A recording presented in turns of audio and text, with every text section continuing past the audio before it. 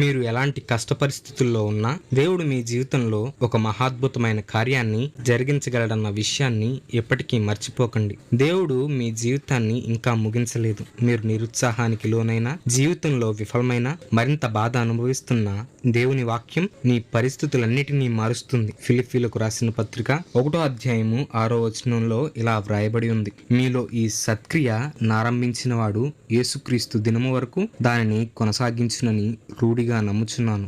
దేవుడు మీ జీవితంలో ఒక అద్భుతమైన కార్యాన్ని ప్రారంభించాడు. ఆయన ఉద్దేశాలు, ఆయన క్రియలు మన ఊహకు అందవు. ఆలస్యమవుతుందనిపించవచ్చు, కానీ ఆ కార్యాన్ని దేవుడు తగిన సమయమందు సిద్ధం చేస్తాడు. ఆయన మీ కష్టాన్ని, మీ శ్రమను, ఎదురుచూసే మీ శ్రమయాన్ని వృధా చేయడు. లేచి నిలబడి ముందుకు సాగండి. నీవు ఒంటరివాడవు కావు. మోషేను ఎర్ర సముద్రంలో నుండి నడిపించిన దేవుడు, గొల్యాతుని ఎదుర్కొనిన దావీదుని బలపరిచిన దేవుడు, మృతులలో నుండి యేసును లేపిన దేవుడు, ఆయనే ఇప్పుడు నీతో కూడా ఉన్నాడు. విశ్వాసంలో నిలబడి ఉండండి. దేవుని మీద నమ్మకాన్ని కొనసాగించండి. మీ జీవితంలోని అద్భుతమైన కొన్ని పేజీలను దేవుడు ఇంకా రాస్తూనే ఉన్నాడు. మీరు దేవునిచే ఎన్నుకొనబడ్డారు.